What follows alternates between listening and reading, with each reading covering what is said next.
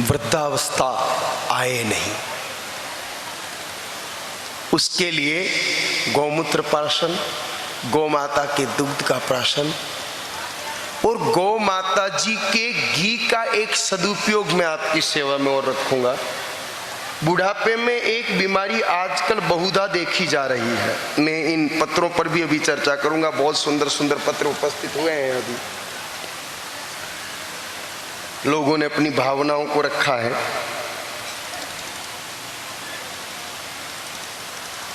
आजकल देखने में आता है कि 60-65 की आयु होने के बाद कई लोगों के हाथ कंपन करने लगते हैं और धीरे धीरे शरीर का एक हिस्सा काम करना बंद कर देता है। सेमी पैरालिसिस या पैरालिसिस, पक्षाघात, लकवा हो जाता है। ये बहुत तेज गति से फैल रहा है इसमें भारतवर्ष में। इसका सबसे प्रधान कारण तो है रासायनिक खाद, डाई अमोनियम फास्फेट और नाइट्रोजन, यूरिया और डीएपी का अंधाधुंध प्रयोग। सबसे ज्यादा यूरिया का प्रयोग पंजाब में हुआ है और राजस्थान में देखो तो गंगानगर की तरफ हुआ है। आपको जानकारी के लिए बता दूं कि सप्ताह में एक ट्रेन पंजाब से चल करके बाड़मेर की तरफ जाती है। उस ट्रेन का नाम क्या है, जानकारी में है आपको? Cancer train. उस ट्रेन के अंदर या तो कैंसर का पेशेंट मिलेगा या फिर पेशेंट का रिश्तेदार मिलेगा।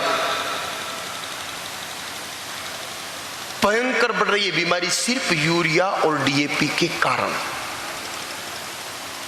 क्लोरोपाइरीफास या एंडोसल्फान जैसे पेस्टिसाइड्स के कारण।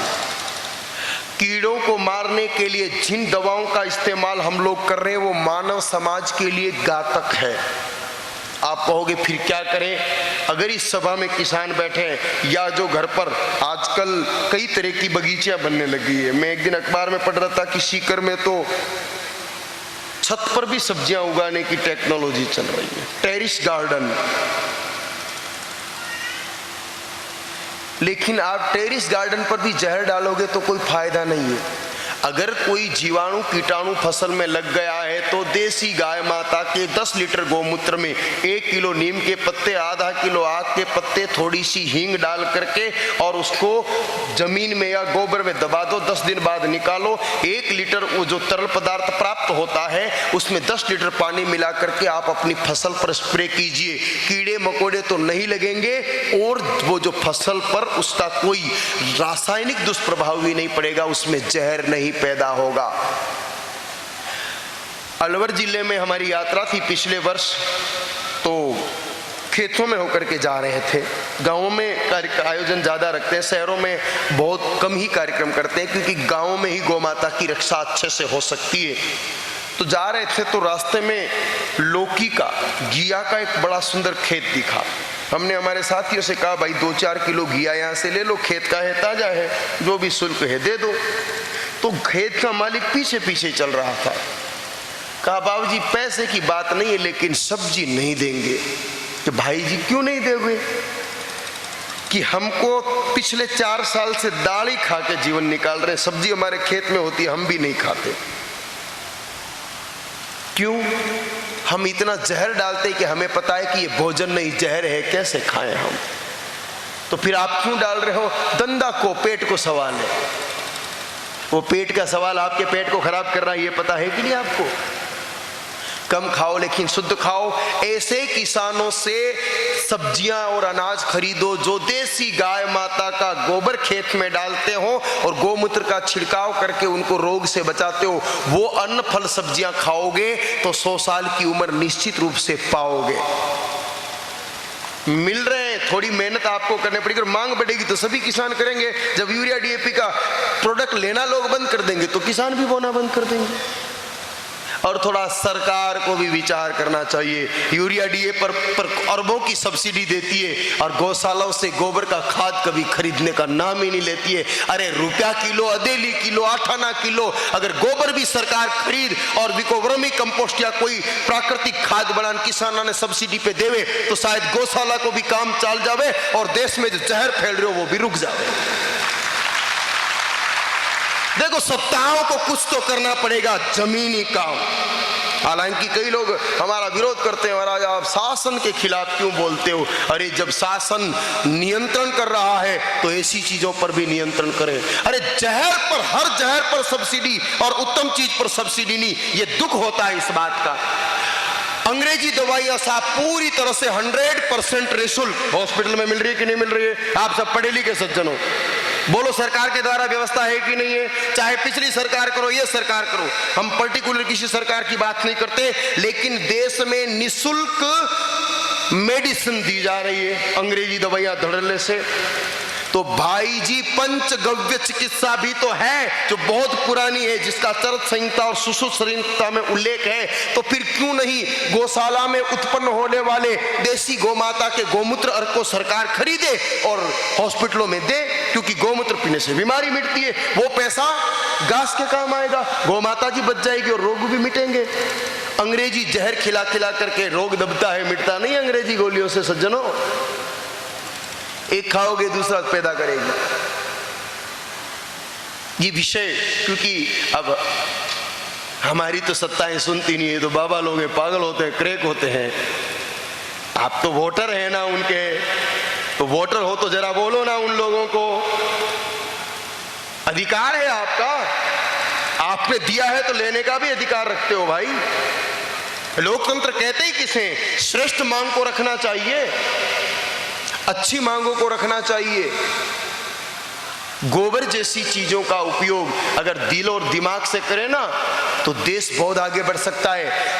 ये जो एलपीजी सिलेंडर विदेशों से बहुत सब्सिडी दे दे के मंगवा रहे हैं, अगर गांव गांव में सरकार बड़े बड़े गोबर गैस के प्लांट बना देना और उसकी पाइपलाइन से सप्लाई कर दे, गैस की जरूरत पड़ेगी नहीं, चूल्हे सबके जल उठेंगे और जो गोबर की स्लरी निकलेगी उससे वापस खाद बन जाएगी। न तो यूरिया इंपोर्ट करने की जरूरत, न एलपीजी सिलेंडर इंपोर्ट करने की जरूरत, विदेशी मुद्रा भी बच जाएगी और देश भी आगे बढ़ेगा।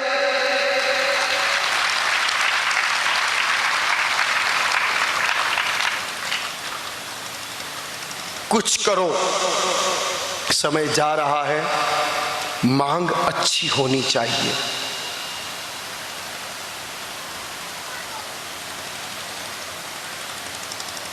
सब हड़ताल पर है, किसान हड़ताल पर है, रेट बढ़ाओ, डॉक्टर हड़ताल पर है, तनख्वाह बढ़ाओ, कर्मचारी हड़ताल पर है और टीएडीए बढ़ाओ।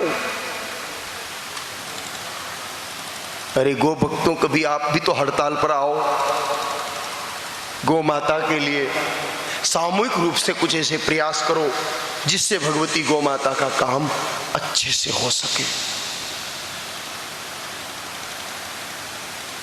देखो सकाल एक बात चली कि गो चिकित्सालय के लिए भूमि, आदरणीय आपके यहाँ के जो सांसद महोदय हैं उनसे आग्रह भी किया था, उन्होंने सुस्पष्ट जवाब नहीं दिया था करेंगे कि नहीं करेंगे। पर मैं तो ये कहूं कि सीकर में वैसे भी तो बहुत जमीन वाले बैठे हैं भाई, थोड़ी बहुत जमीन आप ही दे डालो, आगे आना चाहिए, अच्छे काम के लिए आगे आना चाहिए, भले काम के लिए आगे आना चाहिए। क्योंकि मैंने देखा है एसके स्कूल ग्राउंड डोनेशन में मिला है, एसके स्कूल की बिल्डिंग में कई भवन जो है वहां मैं बैठक में जा चुका हूं, वहां डोनेशन में बने हैं। गो चिकित्सालय किराए की जमीन पे चल रहा है, मुझे बड़ी पीड़ा हो रही है, कुछ करो।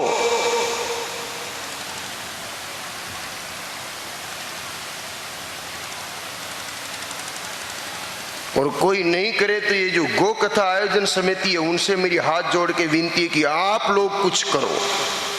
मैंने जो ये 7 दिन आपको दिए, मैं दक्षिणा में एक घूंट पानी भी नहीं मांगूंगा आपसे, लेकिन जिस दिन मुझे पता चल जाएगा कि सीकर के गो चिकित्सालय को जो चौपासनी में भी किराए की, चौपासनी ऐसा कोई गांव है जहाँ किराए की जमीन पर चल रहा है, चेलासी, उसको जमीन मिल गई है, मैं सत्य कह रहा हूं, मुझे यूं लगेगा कि आपने पूरा सीकर ही मुझे दान में दे दिया। मैं रोज आपके नाम का गुणगान करूंगा, लेकिन ये पीड़ा हुई मुझे। अरे शेखावाटी क्षेत्र की जहां दानियों का नाम अमर है, वहां किराए की जमीन पर गौ माता के लिए अस्पताल चले, या चौखी बात को नहीं भाई, या तो डूब मरवा जेड़ी बात है।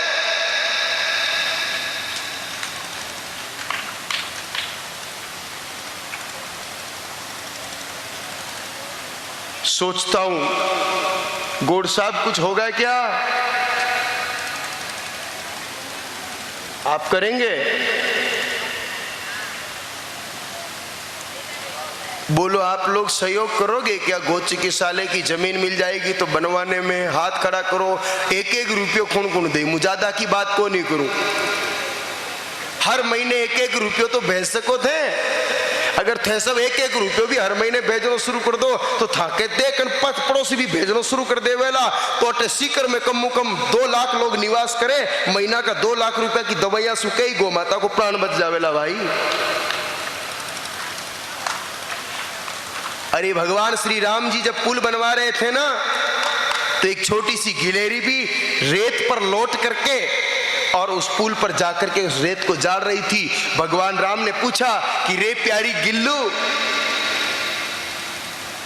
तू ये जो रेत के दाने डाल रही है इससे क्या पुल बन जाएगा? गिल्लू ने कहा राम जी पुल नहीं बनेगा ये मुझे पता है, लेकिन आपने जो औकात दी उस औकात के अनुसार सेवा करना मेरा कर्तव्य बनता है। तो भगवान ने आपको भी औकात कम नहीं दिए, इसलिए आपको अपनी औकात के अनुसार सेवा करनी ही चाहिए। परमात्मा ने जो दिया है उसका एक अंश गौ सेवा में खर्च करना चाहिए, नहीं तो हम पापी हो जाएंगे।